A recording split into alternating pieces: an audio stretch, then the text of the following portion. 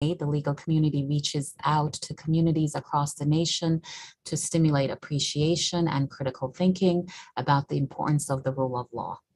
Our theme this year, Toward a More Perfect Union, the Constitution in Times of Change, which fits into this frame wonderfully.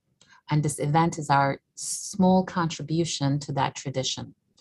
Thank you all for joining us, and I hope you enjoy the event. And as this concludes my section of the welcome, I will now hand you over to Mr. Reginald M. Turner, President of the American Bar Association. But before I do that, just a quick reminder, an invitation actually to visit the Law Library's Legal Research Institute site at law.gov, where you can learn about our upcoming foreign and domestic law webinars and events. We look forward to seeing you soon. Thanks again and happy Law Day.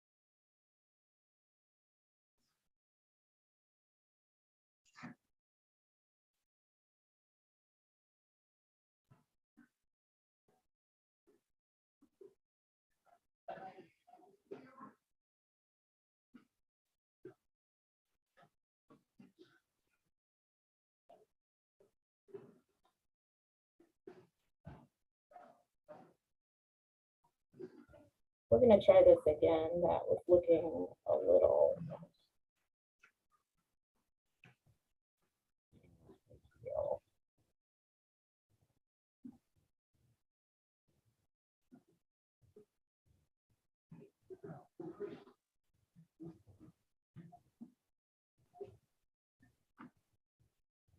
Bear with me a minute.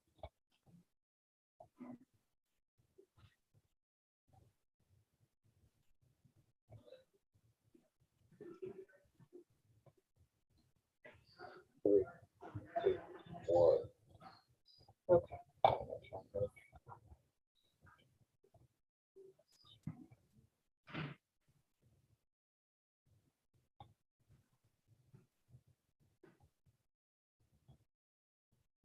I'm Reggie Turner, President of the American Bar Association.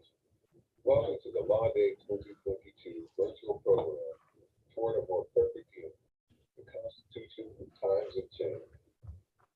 Our Law Day theme encourages everyone to consider the promises of the United States Constitution and the role that each of us plays in making those ideals a reality. I hope today's panel discussion provides opportunities for you to engage with this theme, think about it substantively, and have conversations in your community about it. Our national constitution is a dynamic document. It's a plan for government, but it also delegates power, articulates rights, and offers mechanisms for change. It has never been perfect, but we the people, the legislation, court rules, and amendments have worked across generations to attempt to form a more perfect union. We've seen these efforts in action, especially in recent years during this ongoing pandemic. Citizens raise their voices loud as ever to fulfill the promises of the Constitution. The 2022 Law Day theme, Toward a More Perfect Union, the Constitution in Times of Change, reminds us that defining and refining those words might be our oldest national tradition. Each of us has a responsibility to help the United States become a more perfect union. So thank you for your participation this Law Day, which will officially be recognized on Sunday, May 1, 2022. You can find additional opportunities to celebrate Law Day and explore the theme throughout the month of May on the Law Day page at www.lawday.org. Let me thank the Law Library of Congress, Oren Ker, for her partnership on today's event. We also thank National Law Day Chair Orlando Lucero, as well as the moderators panelists for today's program. I hope you enjoy the discussion.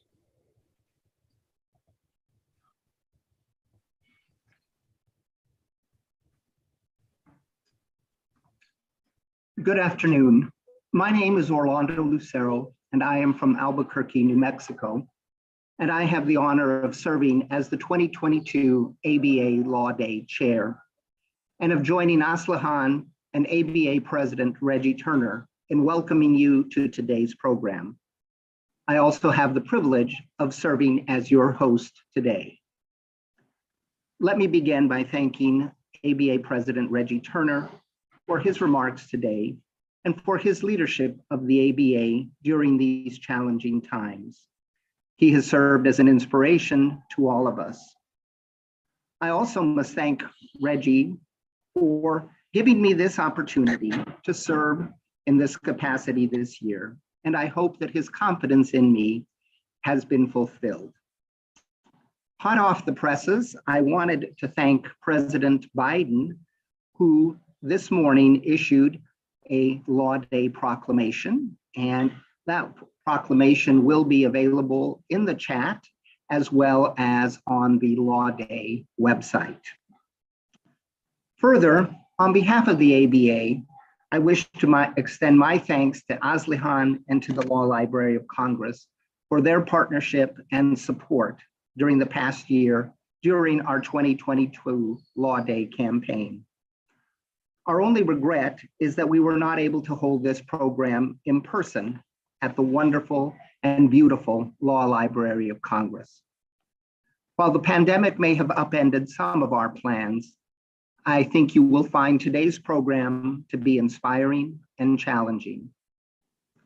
We worked with President Turner and his team on this year's theme to create a statement that embodied the times in which we lived and that was dynamic. The word toward, used at the beginning of the theme, suggests movement, not stasis. It suggests that we have the opportunity and responsibility to continue to move our country forward.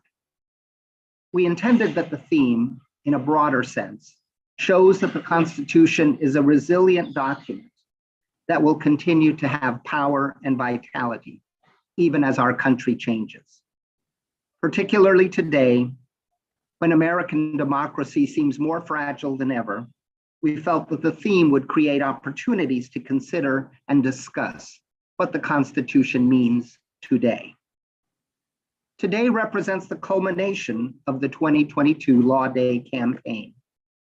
For several weeks now, we have been working with our partners and stakeholders to make available a variety of programming resources to allow lawyers, non-lawyers, educators, students, bar associations, law schools, civic organizations, really anyone who cares about the role of law in our democratic society, to take the ideas of this year's theme and create programming in their own communities tailored to their community's unique interests and needs. I am especially pleased for the first time, we were able to provide some of these resources in Spanish. And it is not too late to participate in Law Day activities. While today represents a culmination point, it is not the end of Law Day. Like President Turner, I encourage you to visit our website at www.lawday.org to learn more about how you can continue to engage in these important discussions and make every day Law Day. We are fortunate to have a very distinguished panel of speakers for you today. Each of them has a different take on the theme, and we hope that this will lead to some lively discussion. Our program will begin with a panel discussion moderated by my friend and colleague, Professor Stephen Vermeil, a legal scholar, historian, and professor at American University, Washington College of Law. We have reserved some time towards the end of the program for questions and answers, so please have your questions ready. Please feel free to use the Q&A feature throughout the program to submit your questions, and we will get to as many questions as we can, time permitting. With that, I now turn our program over to our panelists, who will each introduce themselves, and then Steve will start leading the discussion. So it's all yours now, Steve. Orlando, thank you, and it's an honor and a pleasure to be here. I want to thank you and thank the ABA and the Division for Public Education for its long-standing commitment to Law Day, and the Law Library of Congress for its partnership. And again, just to reiterate what you've already heard, we had the pleasure of having a proclamation from President Biden this morning, and it has been placed in the chat so that you can take a look. As Orlando said, I teach at American University, Washington College of Law. I teach constitutional law and have been a longtime friend of the Division for Public Education. I'm going to ask the panelists to introduce themselves, and then we'll come back and hit the topic. So, Elizabeth. Thanks so much, Steve. I'm Elizabeth Slattery. I'm a senior legal fellow at Pacific Legal Foundation. I'm also a member of the ABA's Public Education Division Standing Committee and host of a podcast called DIST that is all about celebrating dissenting opinions at the Supreme Court. Thank you. Wilfred? Thank you, and good afternoon. My name is Wilfred Copeland. I am an assistant professor of law at Brooklyn Law School and a fellow at the Brennan Center for Justice. And I am the recent co-author of a book called The People's Constitution. And I am really looking forward to discussing the ideas with the panel today. Thank you. Sofia? Hi, my name is Sofia Lakin. I am the Deputy Director of the ACLU's Voting Rights Project, and I want to quickly say thank you to the ABA and the Library of Congress for including me in this discussion today. I'm excited to hear what we have to say. As the Deputy Director, I assist in the implementation, planning, strategy, and supervision of the ACLU's voting rights litigation nationwide. The Voting Rights Project was established in 1965, the same year the historic Voting Rights Act was enacted, and has litigated more than 400 cases since that time, including more than 11 lawsuits just during this redistricting cycle so far, and over 30 lawsuits last year alone during the 2020 election. I guess that's 2 years ago at this point. We have active cases and redistricting challenges and challenges to restrictive voting laws across the country right now, including in Alabama, Arkansas, Georgia, Indiana, Louisiana, Mississippi, Pennsylvania, South Carolina, and Texas, to name a few. So quite busy these days. We're fortunate that you could take the time to be here. Oren, by no means least, but last. Happy to be least too. Hi, I'm Oren Ker. I'm a law professor at the University of California at Berkeley. I'm delighted to be here. It's such a great event and such a great panel. And I teach criminal law and criminal procedure, and I write a lot about the Fourth Amendment to the Constitution, especially in the context of changing technology. So this is a topic that I love to talk about, and really looking forward to our discussion. Thank you all and welcome. As I think most people know, the words "a more perfect union" come from the preamble to the Constitution, written in 1787. But our question today is how to relate to the more perfect union concept in changing times. And I think our panelists will all have different takes on that question. And so I'm going to throw it back to them again, starting with Elizabeth. How does this topic resonate with you? And we'll go down one by one, and then hopefully have a lively discussion. Thank you. Well, I first want to say I want to echo my fellow panelists. Thanks to the ABA and the Law Library of Congress. I'm excited about this conversation this afternoon. So when I reflect on the theme for Law Day this year and think about the Constitution in times of change, what I think about is the fact that our Constitution was designed to make it hard to change. And it's a feature, not a bug. Just like the Constitution makes governing hard, the amendment process is hard. Getting 2/3 of both houses of Congress or 2/3 of the states just to propose amendments, and then 3/4 of the state legislatures or conventions to ratify those amendments. That's a high bar. But I think the reason for that is in order to protect our individual liberty from the whims of the majority. As we know, things change. People's attitudes in 1822 are very different from 1922 or 2022. And if we're going to amend the Constitution, I think it should be to expand individual liberty and human flourishing and not to enshrine today's policy preferences into the Constitution. I think a great example is our nation's experiment with prohibition, which spectacularly backfired. It's a great argument against adopting constitutional amendments that are in effect policy preferences. So what this leads to is, one way people try to get around this hard process is by asking the courts to recognize new rights or adopt new interpretations of the text to sort of change with the times.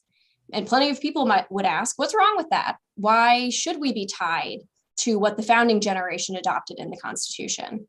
And my response to that is, well, I don't think judges should decide the biggest debates of the day. I think officials who are accountable to the people through regular elections should be responsible for making the law. They're responsive to their constituents. Just, for example, think of two senators who regularly frustrate their parties, Senator Manchin on the left, Senator Romney, Senator Collins on the right. They're responsive to what their constituents want, and I think that's how it should be. Now, I think the best way to ensure that judges don't impose their policy preferences under the guise of constitutional law is to employ originalism. This is a method of constitutional interpretation that just means a judge endeavors to interpret the Constitution according to its original public meaning. It's not always easy, and it's not perfect. It doesn't necessarily provide definitive answers, but I think it's the best method that we've come up with. And a majority of the current justices, including ones from across the ideological perspective, are at least part-time originalists. And as we heard in the recent confirmation hearings for incoming Justice Jackson, she also ascribes to the principles of originalism. So that is where I'll stop for now, but I'm excited for this conversation. Thank you, Elizabeth. Wilfred. Hi, and I could just say that Elizabeth took some of the words right out of my mouth. And so the theme towards a more perfect union resonates with me because the subtitle of my recent book is 200 Years, 27 Amendments, and the Promise of a More Perfect Union. And so I've been thinking about this concept of a more perfect union for quite some time now. And I think what the framers really did there was they were saying we are pushing towards a more perfect union. We didn't get it perfect, and we could not ever proclaim to have gotten it perfect. And it is up to the American people to make sure that we keep moving towards that more perfect. And so the topic of my book and why Elizabeth and I probably have such overlapping remarks is about the history of constitutional amendments and constitutional change, and specifically through Article 5. And, Article 5 was a wise innovation in history, in political history. Before we had the Constitution, we had the Articles of Confederation, which made changing the Constitution almost impossible. It required complete unanimity from the states. And then, so we got Article 5, which lowered that threshold, which required supermajorities in Congress and the states to get an amendment. That worked early on. The question is whether it's working today, and if so, if not, what we do about it. And I tend to think that, back then it was fine. But if we look at how things have proceeded in history, including the addition of a number of states and a diversifying nation, things have really changed. And that just takes me back to the idea that the framers did not get it perfect from the beginning. And so now we are grappling with that. How do we deal with that? Well, I, like Elizabeth, think that Article 5 should be used. Is it achievable? Well, a lot of scholars think that it's not. I think that we should be trying. We should have a constitutional amendment political agenda But in the instance where it's not, we also need to use the other levers of government to effectuate that change. Now, I'm not a big fan of judicial supremacy, but I do think that judges are an important part of this. I also think our political branches are a part of this as well, and so are the people as well. We need to have a motivated and mobilized people pushing for change. We all need to be working together to ensure that we get this change. And I am excited to talk with everyone here about what they think are the possibilities for effectuating changes that we all agree and see as necessary today. Thank you. Sofia. Thank you. And thank you for those thoughts, Elizabeth and Wilfred. I agree with Wilfred that the framers did not get it perfect at the very beginning. As somebody who lives and breathes voting rights litigation day in and day out, there are many points that come to mind, but two in particular that I'd like to sort of raise up. The first is that, you know, in times of change and in thinking about moving towards a more perfect union in my line of work, I return to the promise of the Reconstruction Amendments, the 13th, the 14th, the 15th Amendments, and the promise to ensure that the guarantees and the points of those amendments, the end of the denial of the right to vote on the basis of race, of equal protection under the laws, that those guarantees continue to remain strong, even as we continue to see changing politics and demographics across the country. I return to that promise. When it comes to civil rights and voting rights work, the story has never been one of linear progress, never been one of just expansion or just retrenchment. Every period of expansion, of change in one direction, has been met with a countervailing force. And so a period of expansion has returned to a period of, has been met with a period of retrenchment. And those guarantees in these particular constitutional amendments, there are others that we could talk about. These are ones that I work with quite a bit. Those guarantees serve two functions. In particular, they serve as a backstop during these periods of retrenchment, when there's change in a backwards direction in the way that I see access to voting rights. And they can serve as a tool to increase access, to increase political participation when we are in periods of expansion. I believe strongly that no matter what the period of change is, we're going to continue to see the cycle, periods of expansion met with periods of retrenchment in political participation, and that is on the horizon every day. I do worry right now, and we talked a little bit about the court's role in all of this. I do worry about continuing trends that we're seeing right now towards limiting and restricting the understanding of the scope of the guarantees of these amendments, as well as the statutes that are aimed at enforcing those guarantees. I worry because when you have these more limited views, these cramped views about the scope of these guarantees, you can really constrain efforts to expand access and rights for a generation and require really extraordinary mobilization, strife, violence, just general willpower to and commitment to shift that conversation. One other point that I thought was worth making, and perhaps other panelists have some thoughts about this as well, slightly maybe parallel to what we've been talking about, is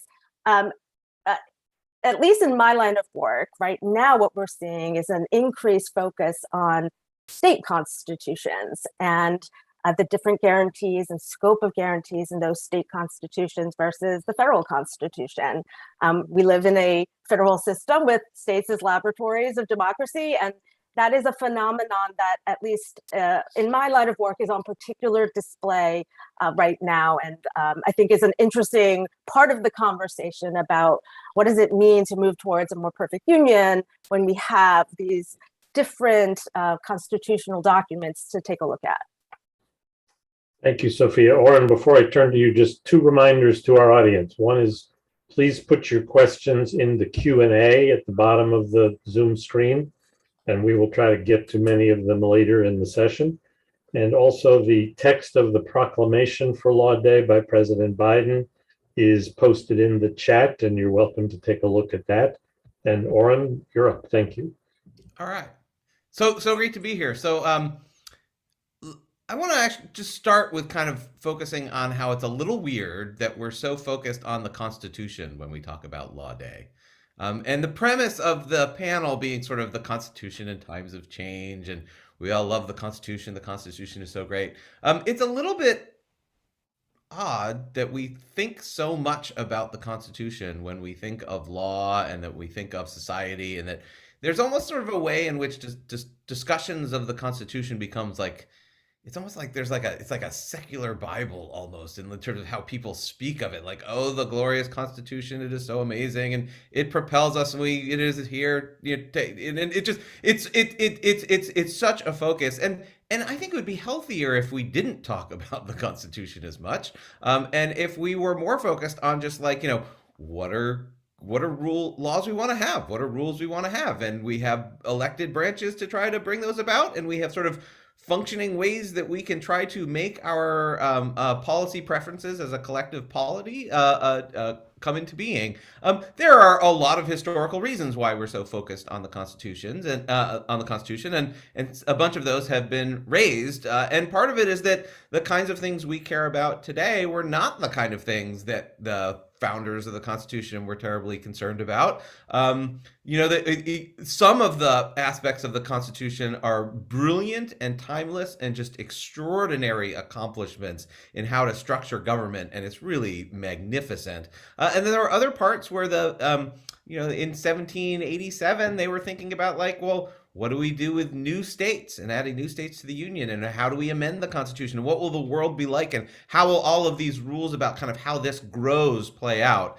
And to imagine, this many years later, to have the same basic constitutional framework, it's parts of the Constitution are timeless, but it's so hard to amend the Constitution that we're kind of stuck with a bunch of features that we kind of have to make do with these kind of antiquated questions of how elections are done and who has exactly which power and how are amendments made. What is the role of courts? What should judges do? What should legislatures do? How do we distinguish among these various powers? And we're kind of in a world where we have to make up a lot of the structures in non-textual ways and through a bunch of assumptions about what the rules should be. And don't get me wrong, this is great for law professors. Like, this is awesome, because for law professors, we can be like, oh, I've got a theory about how to interpret the Constitution. And then like that becomes like not just like, some academic's view of like, oh, there's some document, you should look at it this way. It's like, no, like this is the way to interpret the law for all, binding in the entire country. And so I think, a lot of the debates over the role of the Constitution and constitutional theory exist because the document is so hard to change, and we're kind of stuck with a bunch of features that may not make a ton of sense today. And in order to work with that, what happens, anyone who's studied any law, sort of what happens when the rules don't give you kind of what you want, or they don't seem to fit the problem that you want them to fit. You start thinking like, how can I interpret this in different ways? Like, they start playing, and then there are all these like interpretive tools that lawyers learn about how to take language that's doing one thing and say, well, you can start doing a little bit of a different thing, and we can get into a world where we rely on the Supreme Court to solve a bunch of problems. And I think I should say both sides are guilty of this. Each side sort of has when we talk about sort of constitutional theory, it's natural, I think, for people to be attracted to the constitutional theories that roughly will tend to deliver the set of results that they want. So there's a lot of choices that go into how you think about the Constitution, and for the most part, people tend to find appealing the interpretation, so schools of interpretation that are going to kind of be roughly coincide with the results that they want. But both sides, I think, have their kind of, the court should get out of the way in this area, and the court should really get involved in this area. And what do you know? They kind of roughly match the sort of, roughly speaking, political agendas of the two political parties, or at least rough ideologies. And so I think we there's so much that we are doing that we should be doing more directly through voting and like we have elected officials that should be doing like it's sort of a novel concept as to just if there's a rule that society should have, like let's generate support for the rule, and like sort of the I'm only a bill on Capitol Hill old video, like it should work that way. And instead we have a lot of thinking about law and theory and constitutional interpretation that kind of we end up in this world in part because our institutions and the constitutional structure kind of put a lot of power in that setting. And I think part of it is that the U.S. Supreme Court is an amazing way to federalize power. One of the characteristics that several of my co-panelists have talked about that makes the United States really interesting and different is the originating power, the fundamental power is in the states, and then the theory is that the states give up their power part of their power to be part of the federal United States. And so the theory is that the states do most of the stuff and then the federal government just does the federal stuff. When I explain this, when you teach law students about this stuff, they're like, really? Wait a minute, it kind of seems different. Like, because the federal government has extraordinary powers.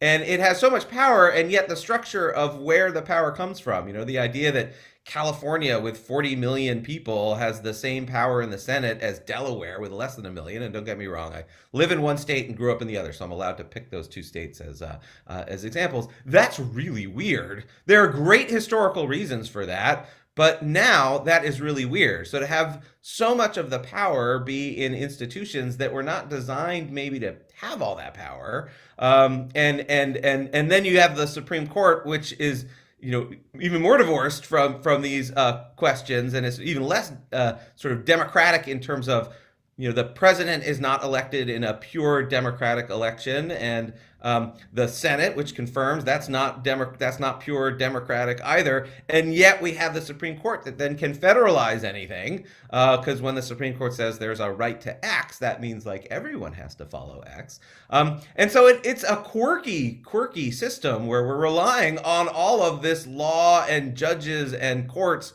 to do things which, if you had to kind of step back and go, like, how would you design a system from scratch? There are parts of it, as I said, the founders were brilliant in how they separated powers and how they, created this interlocking system of different roles of government. It's really amazing.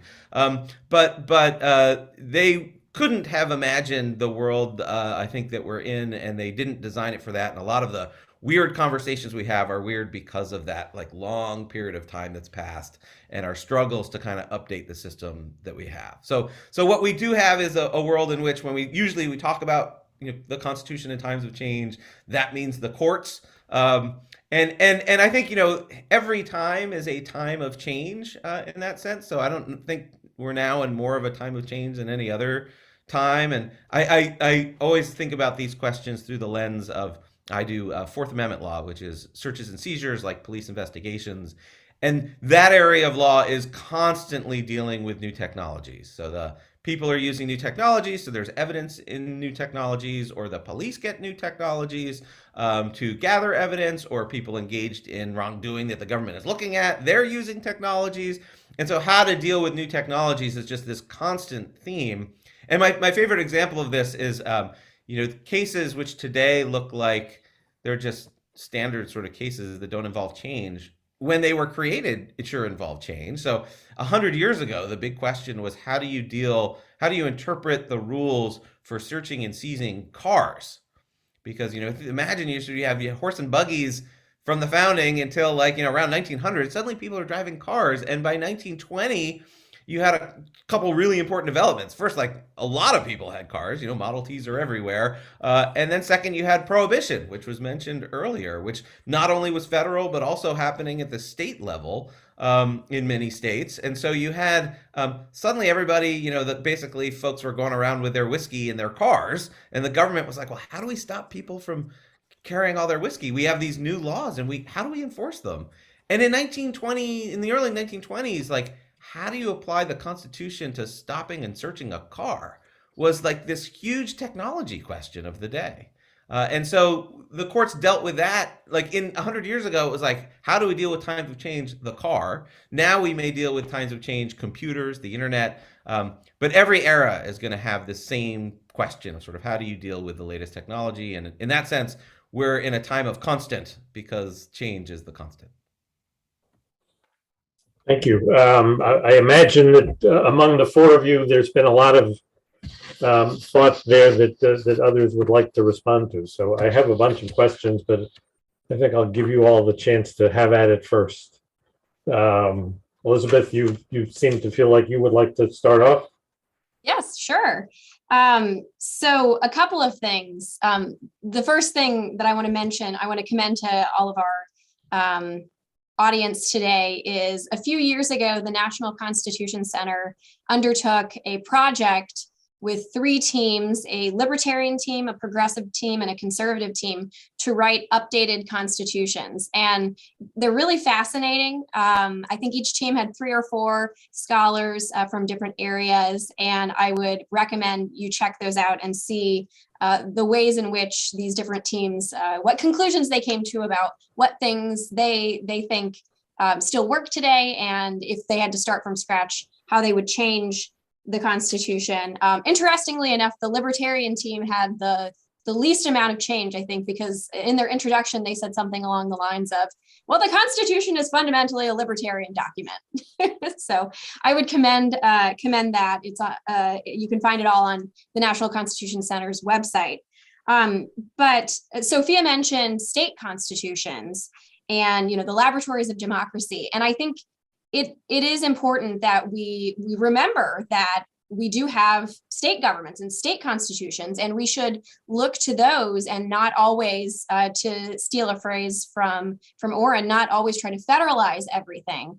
And so I'm heartened to hear Sofia bring up state constitutions, because I think there is a lot to explore there, because our federal constitution was not intended to cover everything, and left a lot up to the people and the states. Other people want to weigh in? Wilfred? Sorry, still unmuting and still getting problems with that, even 2 years into the pandemic. I also wanted to pick up on a couple of things there, and as Elizabeth noted, Sophia's indication of state constitutions. I think they are, and it is very interesting. This sort of is in alignment with what Oren was saying. How, when we look at state constitutions, the way that they are used depending on the period of time. So right now, we see progressives looking at state constitutions to try to articulate their vision for policy and for how we should be governed. And this was happening sort of in the Trump era, when we were sort of in a position where we didn't know what was going on with the national government. And so we looked to the states to actually be the defenders of democracy. And we see that happening with conservatives. They've done that very much the same way when liberals were sort of in control of the government. So we do see this sort of use of the tools of government sort of vacillating and changing depending on who's in control and what we want to see operationalized or put into effect. One thing I also want to know about state constitutions is, and this, I'm sure, Sofia, this is up your alley, is this idea of that's now being put out there, that state legislators are above their state constitutions. And that is, of course, the independent state legislative theory. And so there are many instances in which the Constitution gives control over elections to state legislators. But now, so for the Electoral College, for example, or just generally regulating elections. And now what we see is this sort of off-the-wall idea that when the framers wrote state legislators, they just meant only state legislators, not state legislators as bound by the constitutions of their states or as answerable to the courts of their states, as we know we have in our sort of structure of government. And so state constitutions themselves are not insulated from being manipulated in ways to try to achieve these anti-democratic and illegitimate ends. And so we see that there. I also want to just note, Oren raised the idea of being constantly in flux, and that's true. I think, though, the way, at least the way I think about it, and it sort of aligns with the area that I focus on, which is constitutional reform and amendments. When things get way out of flux, out of sort of whack, when we get lots of technological updates that we cannot deal with, that's when, in the past at least, we've taken to amending the Constitution. And that's when we've taken to trying to grapple with those within the framework, our broader framework of government. And yeah, we're all talking about the Constitution. I'd love to not talk about it, or I'd love talking about it. I'm a constitutional theorist. I teach constitutional law. So that kind of answers Oren's question. Why do we get fixated? People like me. He's talking about people like me. Yeah, but it is both a fantastic and wonderful document and also totally out of date and in need of upgrades. And I think it's a need of upgrades textually, which is very, very difficult. And so I'd love to get back to that, or have people jump on that and talk about how we get to that change, but also updated, knowing that it was written often in these broad and general terms, because it is so difficult to update that we need to have it be flexible, to take into account changes that are occurring in our politics and in society that cannot be taken into account in the text of the Constitution itself. Let me just remind the audience how short our Constitution it is. It is under 10,000 words. Like, I write papers that are longer than our Constitution all the time. And briefs, all of our panelists are writing briefs that are longer than the Constitution all the time, right? So obviously it can't take into account everything. And even more, were we to be faced with the situation that we are now, perhaps we'd write a longer and more detailed Constitution to take into account these eventualities in the way that most countries have gone in the post-World War II era. So there is, again, profound genius in our Constitution, but it is also out of date in many regards, and that's what we're dealing with today. Yeah, let me give you a chance to weigh in.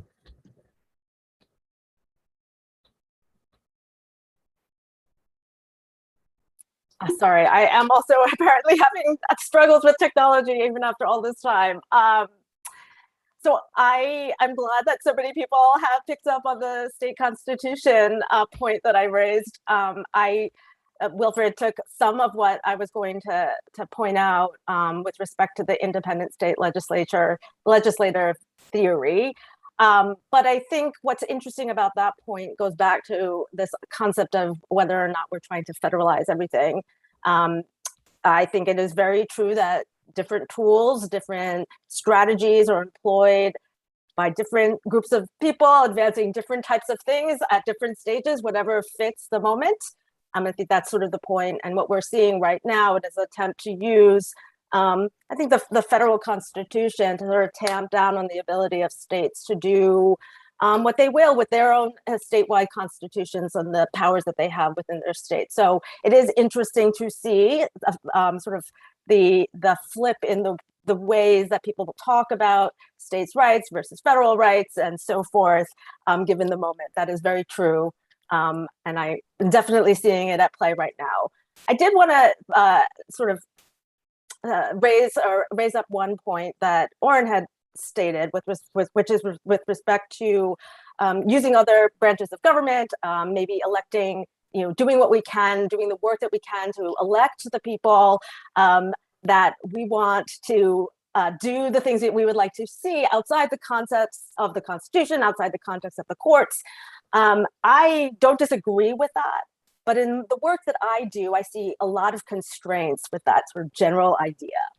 I'm in the midst of a lot of work surrounding redistricting and the really terrible gerrymandering that we're seeing on both sides of the political spectrum, and this happens time and time again.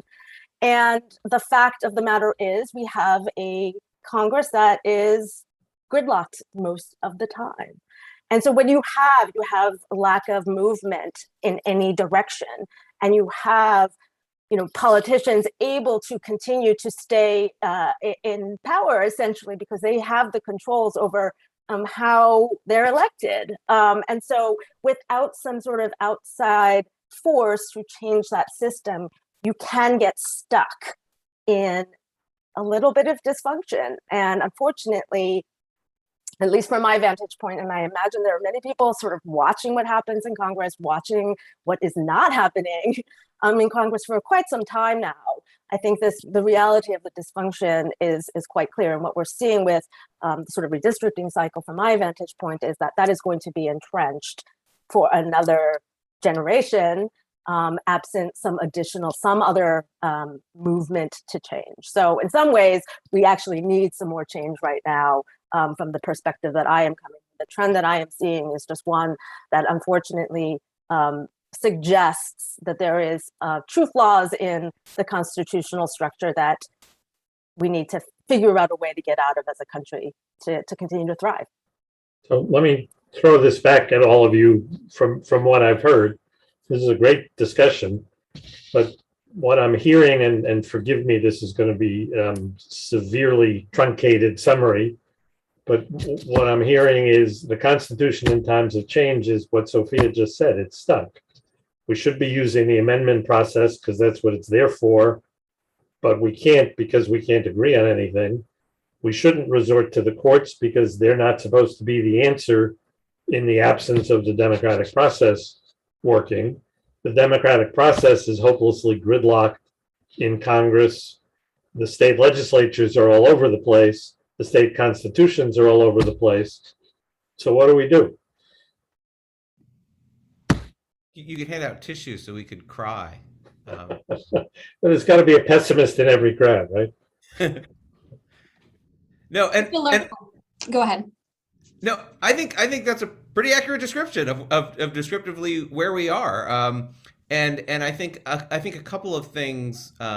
One part is that when it comes to matters of government, we always kind of just muddle through, right? Like perfect answers are usually not going to be on the table. So the question is sort of how bad is it? But I think also, some of this is I think it's not always going to be the case that we are so deeply divided, kind of 50-50 politically on the major questions of the day, or at least my impression is that there are structural fault lines and problems that can prevent our system working well that come out most when it's just like so close to 50-50 parity. All the incentives go towards like, if it's like 48-48 and we're just fighting over that little pieces, well, anything you can do to kind of fix the system, to sort of add in a structural bias your way, that could make the difference between winning and losing.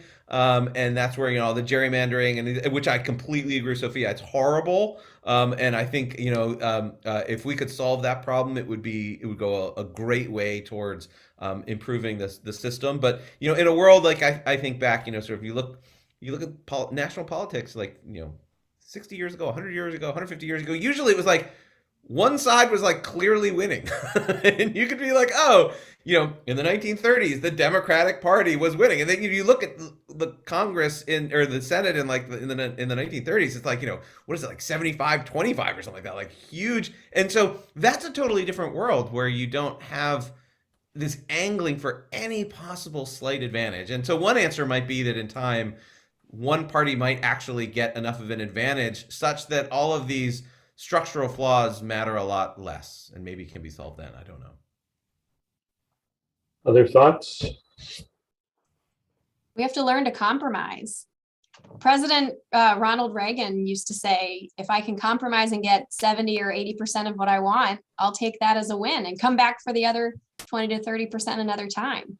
So I think both sides of our politics need to learn to work together a little better and compromise. I'll chime in here. I mean, there's a couple things that I'd love to chat about. One is the role of the courts. So I'm not a big fan of the courts being involved in everything, but a point that Sofia highlights is that, and this goes to constitutional theory. Sorry, Oren.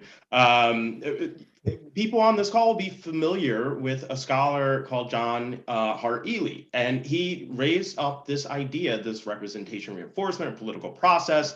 And part of it was that courts need to be involved to protect the guardrails of democracy. They need to be involved when the normal political process is being obstructive and choked off.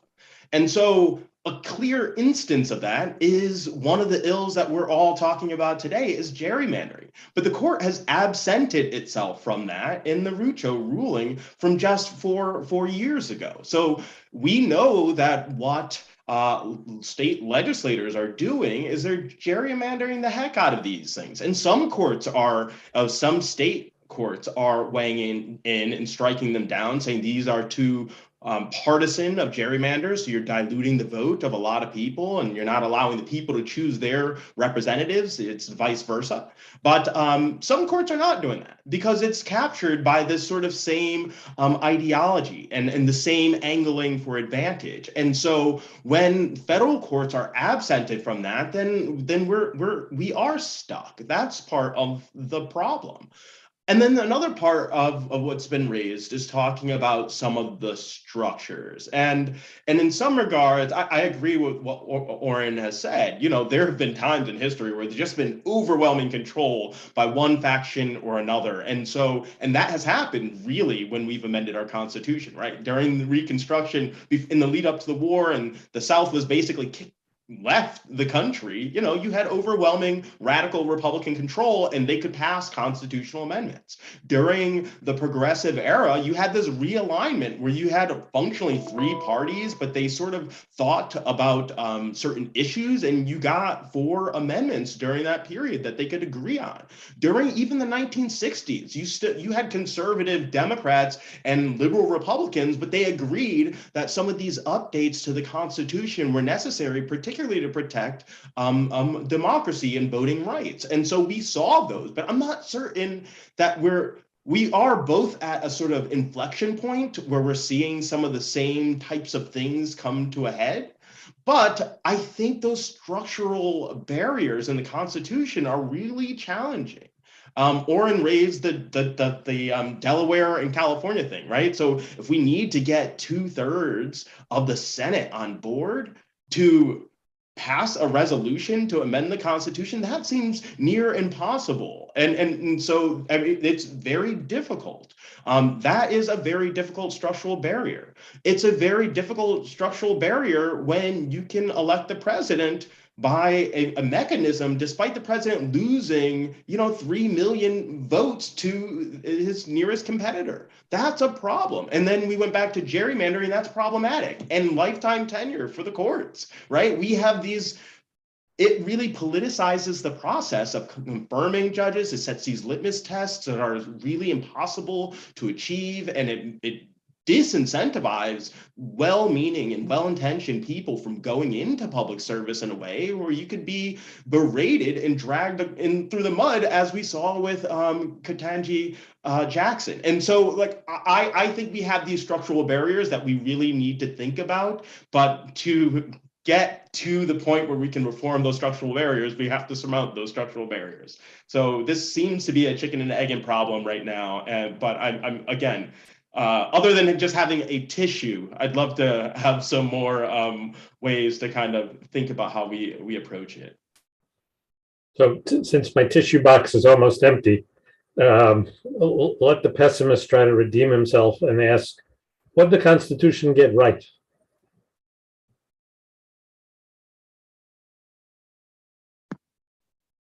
I'm happy to start that out. So sure. Oren mentioned at first, he mentioned the separation of powers. So I think in general and in theory, that was fantastic, right? That was one of those innovations where you have no particular agency or official or branch have too much power. And of course, by keeping excessive power from any organ of government, we're preventing any organ of government or person from becoming autocratic or oligarchic, and therefore disabling them from tyrannizing the people. So that also encourages cooperation and competition between the government, and collaboration and conflict, to make sure that when we get to these policies, they're really great. And I also just want to raise up the idea, again, in general, Article 5, that we didn't have this real mechanism for reforming the Constitution, and now we do. Now, I think, one, that shows that the framers themselves saw themselves as fallible, right? These men, and I will emphasize men who participated as delegates in the Philadelphia Convention, half of them owned slaves. So we know that they were not infallible, right? And we've had to use Article 5 to update the document on 27 occasions and to extirpate a lot of flaws, including slavery. But Article 5, I think time has shown that they got the formula wrong, right? By adding a number of states to that, it really problematized and raised the actual threshold, the difficulty of amending the Constitution, and not to mention what we have to do in the states. So I think in general, and in theory, the separation of powers was great, but it also has proven to have some weaknesses. And I think in general and in theory, Article 5, generally incorporating an amending provision in the Constitution was great, but it also has its theories problems. Other thoughts? Oren, go ahead. Happy to go next. So, I mean, if I think of the Constitution, I mean, we've talked about its flaws, but if we're now turning to the good part, you know, it's sort of extraordinary that you have a document created in the 1780s that is still in effect and went from a very small country that wasn't doing much, that nobody was thinking very much about, to the most powerful country in the world, which is, you know, more than 300 million people and occupies an enormous landmass. And it's the same document that is governing that. I mean, that whole idea is sort of amazing. I mean, most countries, if you ask sort of how old is your Constitution, you know, they might have a Constitution that's like 40 years old or 20 years old, or, you know, we got one recently. So the idea that we're still working from the same basic framework, you know, obviously been amended, but that's incredible. It's really incredible. And so I think the structure of it, the separation of powers, the Bill of Rights is an amazing achievement to put into a national constitution. Here are the rights which everyone is entitled to. You know, and it's hard to talk about that without the flaws like slavery, which, you know, sort of are so, you know, obviously when you say that, you sort of think that, but the fact that, you know, obviously that was, you know, able to be amended and to apply to all, I mean, that's extraordinary as an accomplishment. And so, you know, I think we're right to look at the Constitution and say, wow, that's amazing. It's just that it turns out there are also some problems which matter a lot to what we're doing today. Other thoughts? I'll go next. So I think the Bill of Rights is great and all. Other countries have Bill of Rights. You know, look at the North Korean Constitution, the Chinese Constitution. They guarantee things like the right to relaxation and freedom from insults, which sounds great, but without the structural protection that we have in our Constitution, those rights are meaningless. And so I think, you know, unfortunately, part of the structure is not living up to its expectation, in that the branches don't always check each other in the ways that we would hope that they do. You know, we see with the court, for example, in the area of administrative law, with all of these deference doctrines where they defer to the executive branch on what the law means. And that's not the way it's supposed to work. They should be pushing back on what the executive branch says. And, you know, Congress, instead of jealously guarding its lawmaking authority, it's giving it away. It's setting up independent agencies and giving power to executive branch agencies freely, because then they, you know, members of Congress get credit for doing something, you know, making the air clean, but they don't actually have to do the hard work of compromise and figuring out how to make these policies work. So I think our structure, the structural protections, is the greatest protection for our individual liberty, but unfortunately, our government today doesn't always live up to those ideals. Sophia, I missed you in the last round. No, no worries. I agree with so much that has already been said. That both the sort of longstanding general principles that were part of the original framework, separation of powers, just the rights that have been given, as well as the process to be able to recognize that we need a process to change, update, and we have done so. We live in a moment right now, I think, like I've said, highlighted before, of what feels as if there is very strong dysfunction in what we have going on.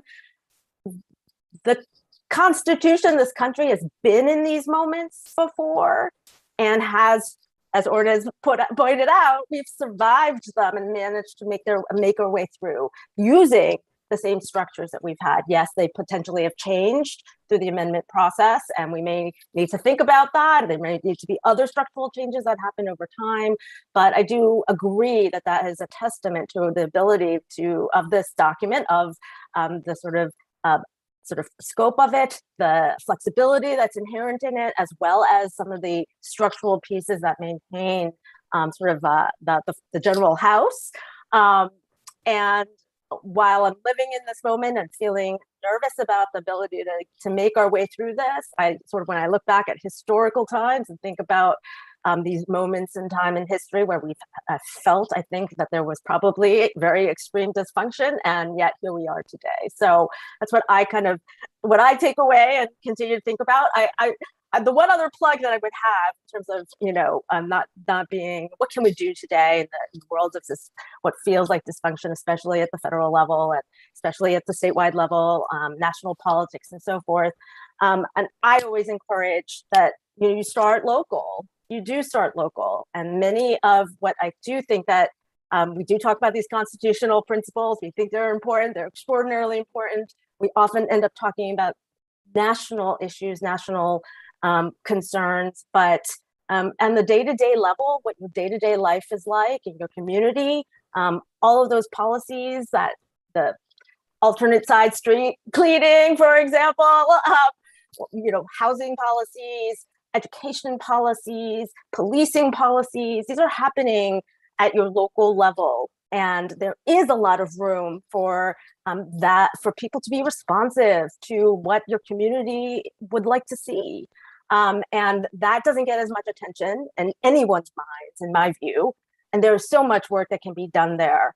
And I do think that if you start at that local level, it can bubble up ultimately over time.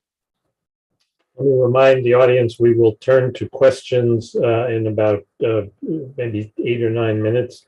And the questions need to be in the Q&A feature on the bottom of your screen. We're not going to take raised hands. We're going to answer from the Q&A.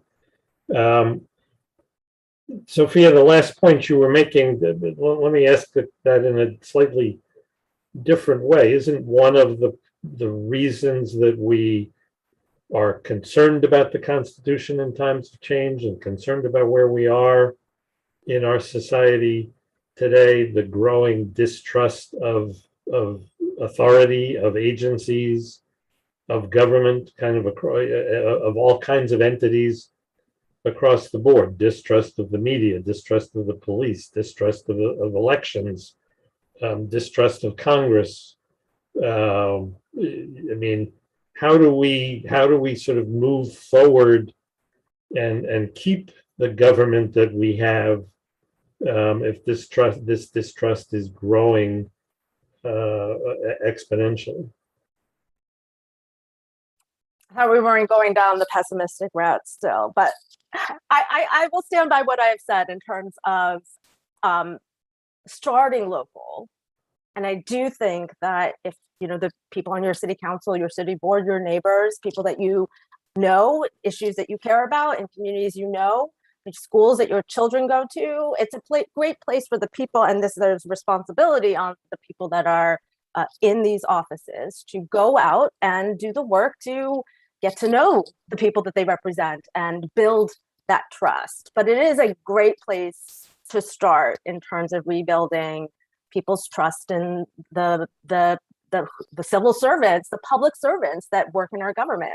And I strongly believe, as somebody, and I'm primarily working in the courts, but I'm interacting with all sorts of policymakers and in different arms of government, that the vast majority of these people do this work because they care about the well-being of this country, about the rule of law, about what policies make sense for their communities, about moving this country in the right direction. They may not agree, but the impetus of why they're in that office in the first instance, what they're trying to accomplish, knowing that they could be wrong, is what is motivating people. And I think in order to rebuild a lot of that trust, I do continue to believe a lot of it is starting at that local level, seeing people respond to the needs of your community, understanding that it does work, and then going from there. Anyone else?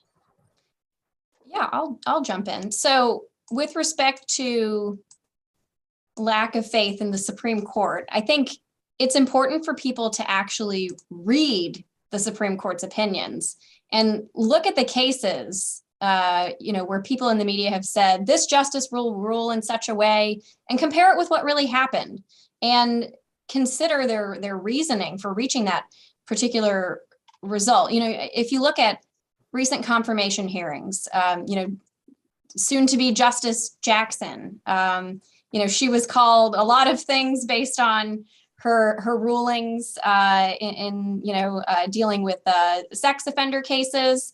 But if you actually go and read the opinions, it's hard to see, that these attacks really had much merit. If you go to Amy Barrett's confirmation, she was called a targeted missile aimed at the Affordable Care Act. But then she was confirmed and she voted to uphold that law in a case with 6 other justices. Neil Gorsuch was called a rubber stamp for the Trump administration to strip away anti-discrimination protection for LGBT individuals. But then he wrote the majority opinion in a Title VII sex discrimination case, including discrimination on the basis of sexual orientation and transgender status. Brett Kavanaugh was also, people said in his confirmation, well, a lot of things, I won't get into all of that, but said that he would vote to expand gun rights. But then last term, he voted with the majority to turn away a major gun challenge.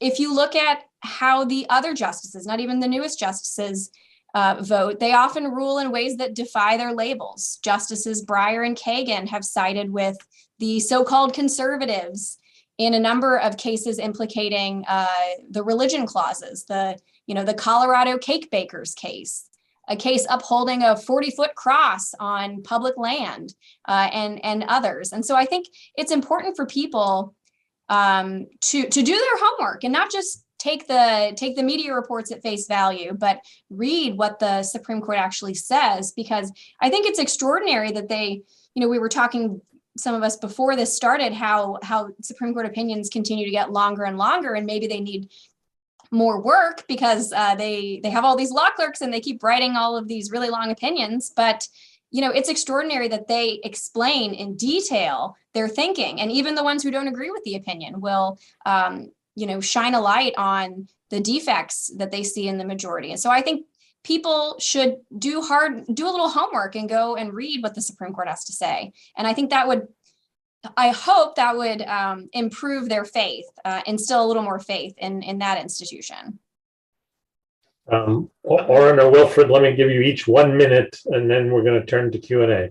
Yeah, so quickly, I have a little response to both of Elizabeth and Sophia. Elizabeth has a great point, which is that we should do our work and read the opinions of the court. But that's when the court gives us opinions. The court is now ruling in ways that they don't even provide rationale. And the framers said, look, the court does not have the power of the purse. They do not have the sword. All they have is judgment. And now they are actually changing the law, changing the merits of the law on a non-merits docket. It's been called the shadow docket, and they're doing it increasingly in voting rights cases. They're doing it on cases involving religious liberty. They're doing it in cases involving abortion. And so it is really difficult to actually read what they're doing when they give us zero opinion and just rule. That is fiat. And to Sophia's point, she said, look, most of the government servants are trying to do a really good job. They're not trying to be caught up in all of this. And, to the extent that they are, getting caught up. A lot of this has to do with the fact of our political party system, right? We have a very nationalized politics. That was not always the case, but it kind of became it shortly after the Constitution was ratified, before the ink was dry. The framers did not anticipate, and they actually said that they detested the idea of these factions of political parties, and yet that's kind of what dominates our system now. So even on a local level where we might, if you frame a question one way, we might agree with it or disagree with it. If it's put in the terms of the politics that are nationalized, then we think about it completely differently. And so maybe we need to be thinking about how we might better regulate parties, governing rules, fundraising, opening the process so more voices and other voices could actually be taken into account. And we don't have this permanent entrenchment of a two-party system, so we cannot have real deliberative discussion and solutions. Oren, 1 minute to wrap up, and then we're going to go to Q&A. Yeah, I share Wilfred's concerns about the so-called shadow docket and all of these apparent decisions in the context of emergency petitions and the like. It's a terrible way to do business, and it's actually, I think it's a recurring theme when you get a Supreme Court that has a kind of a center vote. The power on the court, it takes 5 to have a majority and to do something on the Supreme Court. When you have a fifth, that center vote is pretty far different from the precedents on which the court is otherwise relying. What ways does that majority tend to express itself? And we had a period of the Warren Court where one way the majority expressed itself was through issuing 160 rulings a year, sort of massive numbers of rulings that got pretty sloppy, and the justices were not terribly concerned about getting all the legal details right. Our current court, as much technically, is so much better than the court of that era. And it takes many fewer cases, but at the same time, now we have sort of that same push to change a lot really quickly, and it's coming through this very odd context of emergency petitions and the shadow docket. And so it's I think a recurring problem of how do you do business with a court that wants to make changes, and what's the procedure for doing that?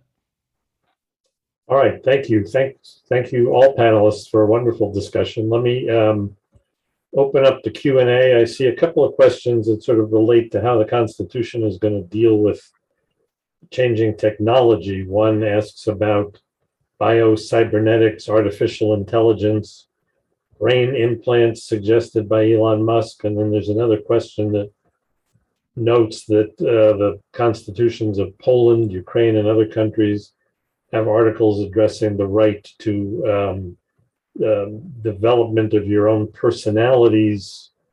How do we feel that plays in here in light of neurotechnology, and how do we deal with developmental rights? So let's maybe start with those two kind of combined. Oren, that might be up your alley. Sure. So a couple of points. So first, when we talk about constitutional rights, with the exception of the 13th Amendment against slavery, we're talking about rights against governments. And so what can governments do is the issue, not sort of what do you have a right to do kind of in a more abstract sense. So the questions of new technology are typically going to arise when the issue is, what powers does the government have to investigate somebody? What powers does somebody have? Does the government have to limit someone's ability to use a technology? And so usually the sort of default is that people have, state law is going to determine whether somebody has an ordinary right to do something, and then the Constitution will kick in when it's something that touches in on one of the kind of specific concerns of various constitutional amendments. Search and seizure is going to be an issue when it's, for example, the government gathering private information about somebody, or the privilege against self-incrimination when the government is making somebody speak. And so some of these technologies touch in on that. So there's questions like, with brain implants, to what extent Could the government could use those to figure out someone's thoughts, and that might be prohibited by the Fifth Amendment privilege against self-incrimination. There's been sort of academic speculation on this, but it's hard to say. And part of the problem is that the way our system has tended to work is that we get hypothetical scenarios where we wonder, I wonder how the law might apply to that. And then we get cases where the courts grapple with how the law would actually apply to that. And then the Supreme Court, 20 or 30 years later, steps in. Usually the Supreme Court steps in to resolve what we lawyers call circuit splits. It's sort of like a lower court has disagreed with another lower court, and you just don't know what the law is. And then the Supreme Court takes the case to decide what the law is. That's a long way down the road. And so it's often the case that by the time we know how the Constitution applies to a technology, the technology is ancient, or at least is no longer cutting edge. So a lot of times it just takes years to figure out what the answers to those questions are. Anyone else on that question? All right, Elizabeth, this one looks like it might be for you. What's the argument against SCOTUS deference to executive authority? Wouldn't it be dangerous to have a non-elected branch of government impede the mandate of democratically elected leaders?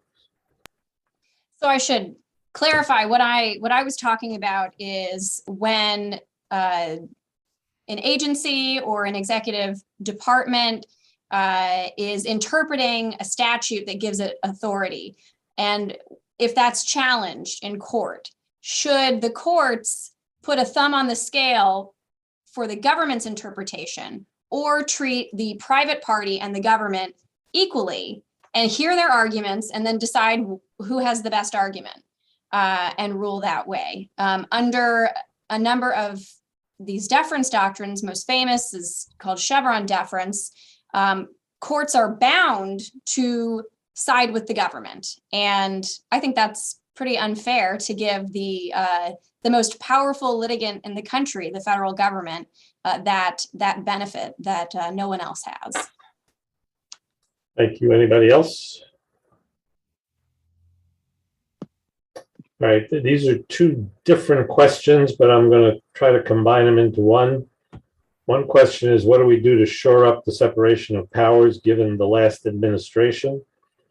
And the other question is, how do we deal with the failure of elected officials to comply with their oaths of office to uphold the Constitution? Let anybody tackle those. I'll start with that, just to know that that is a huge question, not to say that the other ones were not. But I think, so I sort of noted the separation of powers was one of these great innovations, but what's going on operationally, the devil's in the details, right? And I think over time, it has shown some vulnerabilities. And one of those is, there's a scholar, Rick Pildes, who wrote a paper called The Separation of Parties, Not Powers. And part of this has to do with when you have single government control or government control over enough of the organs of party control over enough of the organs of the government, well, you're not going to get much in terms of dissent and pushback. And so Elizabeth has raised rightly, like, you don't get dissent from the parties. Congress is not jealously guarding its powers. We've seen the expansion of executive power, for example, in war, right? Since we have not declared a war since World War II, and yet we all know that we've been engaged in military conflicts. So what is going on there? That's something that is universal. Democrats and Republicans alike, Congresses have just ceded their power in that regard. This happens in other ways as well. So I think, to deal with the separation of powers and to have it actually intact, we need to be thinking about the parties and how those two things coincide. And in terms of officers not really keeping faith with their oaths, I mean, that has become so deeply problematic. And I think, this is one of those points where we're seeing the Constitution is not up to snuff in dealing with this, right? So now we're looking at innovative ways to invoke a sort of obscure section of the 14th Amendment that related to insurrectionists from the Civil War era to try to keep people off the ballot, try to keep Donald Trump from running for office again. If possible, yes, but it doesn't seem like that is working. We've seen that the impeachment power just does not work. If someone inciting insurrection on the government and someone inviting foreign powers to get involved in our elections is not an impeachable offense, or is not capable of showing being impeached, then we know we don't really have a mechanism for ousting an official at the highest level of power in our government. So I think these are those things where we're actually showing the cracks in the Constitution, where it's not competent to govern in these areas, 230 years hence. Anyone else? I will just add very briefly to what Wilfred has said, to point out again this point that where you have elected officials that aren't doing their job, the number one course would be to do what you can to ensure this person is not reelected. And so pitch for getting out and voting and getting your neighbors to go do what they need to do, and participate and get out the vote election efforts where you see that happening. That is a mechanism that has broken down in times, but it still remains as the classic way to ensure that people are elected officials are doing what they're supposed to be doing, and are not elected if they're not doing what they need to be doing. I just add one small way in which I think the system could be improved would be if courts, when facing separation of powers disputes, especially involving the executive branch, act very quickly. Because what we found in the Trump administration was that the sort of masters of delay. You could basically say, all right, it'll take 5 years to get litigation all the way up to the Supreme Court. And so what difference do courts make if they never make an enforceable rule? If you don't get to the end of the appellate road, till years later. And a lot of times there were cases where it just didn't matter what the trial judge was saying, because obviously any ruling was going to be appealed. And then the trial judge would take like 2 years or a long time to figure out what their answer was. And so I would just say, if you're a trial judge, you get one of these cases, like, it's all going to be appealed. It's an issue of law. Do it really fast, because what matters is that the separation of powers works in that there is enforceable ultimate judicial rulings. And I think that was another sort of flaw that was discovered. The ability to delay really prevents the enforceability of rules. And I would love to see sort of better responses from the judiciary in terms of dealing with that. Perhaps authorizing original jurisdiction in the Supreme Court when it comes to a separation of powers issue. That would be quick. That would be quick. That would require a constitutional amendment.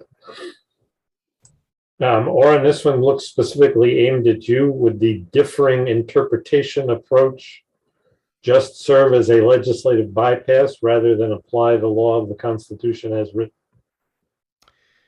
Yeah, so I think the different approaches to interpretation are trying to figure out how to apply the interpretation as written. And the challenge is that there's the nature of interpreting language where there's a will, a lot of times there's a way, in the sense of, if you look at the language long enough and you really, really want to reach a different result, you can come up with your textual interpretation. You can raise levels of generality. You can look at words in different ways. This sort of lawyerly tools for how we make arguments on behalf of clients. So, and I think it's ultimately unavoidable.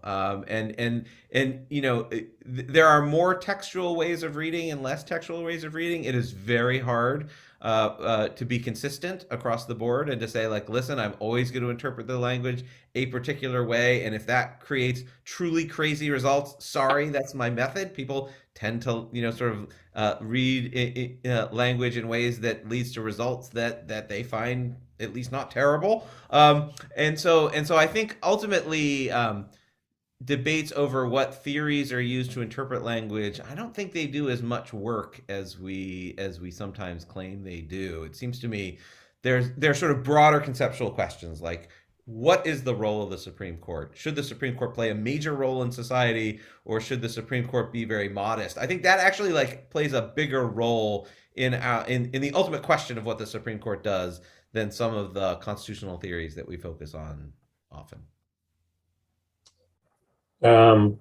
This question uses the recent decision about denying citizens of Puerto Rico disability benefits, but asks the broader question. How does the panel feel about recent decisions of the court indicating a conservative supermajority that might affect the interpretation of constitutional rights? Don't suppose anyone has any thoughts on that. So I'll just take a stab at, I guess, starting with the Puerto Rico part of this. I think what the decision shows, and this is a case that basically says that the federal government can exempt people from Puerto Rico from receiving SSI benefits, even if they've lived in the United States and sort of retired there, which was happening in the case. You know, this again, and I see a lot of these as problems, right? Like, this would not happen if Puerto Rico and Puerto Ricans were able to actually vote and have their vote counted for something in our larger elections. And this is not just something that's unique to Puerto Rico. It's also the District of Columbia, right on the mainland, right? Like, there is just no representation in Congress, and particularly in the Senate. And so these are problems that will arise, and they are more or less left as wards of Congress at best to resolve these issues, where there is just a substantial amount of people, often mostly people of color, who are just not included in We the People in this way. And so I just see this as a small sort of symptom of a larger problem of who is being counted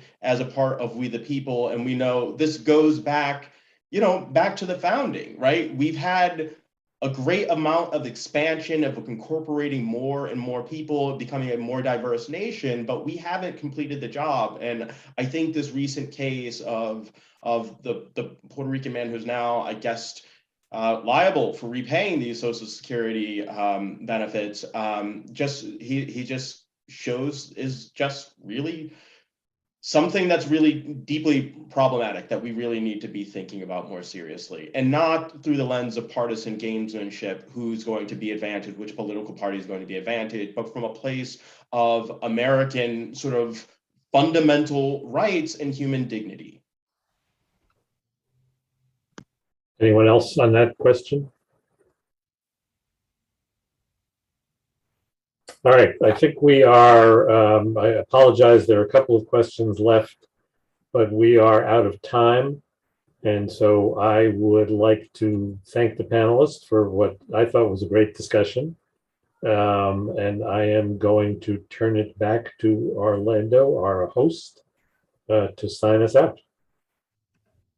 Very good. Well, thank you very, very much to everyone. I think we definitely got exactly what we were hoping for from this panelist. And I think probably most of us could have continued listening to your discussions for a long time, because I think they were very, very fascinating. And I think with almost every comment or with any question, we could have gone so many different directions and explored so many different issues within it. And I think it also just shows us how nuanced and all of these issues are. And as I think everybody's saying, and Elizabeth perhaps most clearly, is we really have to be informed and inform ourselves in order to try to reach our own conclusions about so many of these issues.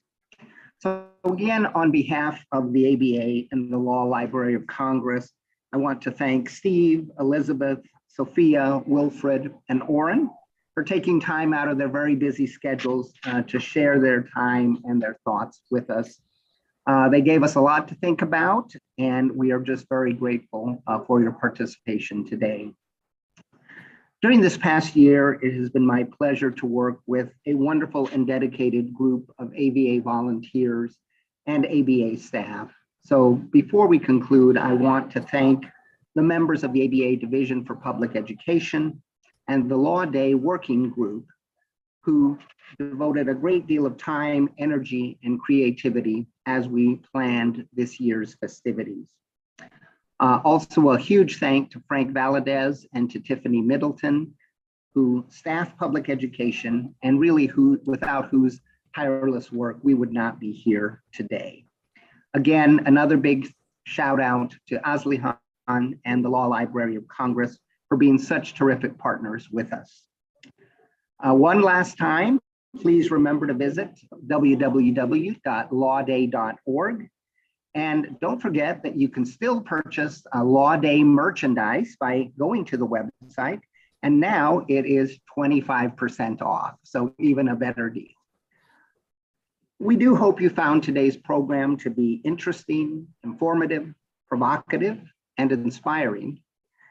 More than anything else, we appreciate your participation in today's program. And we hope that you and your organization have found a way to participate in Law Day that is meaningful to you and to your organization and to the people it serves. Thank you again for joining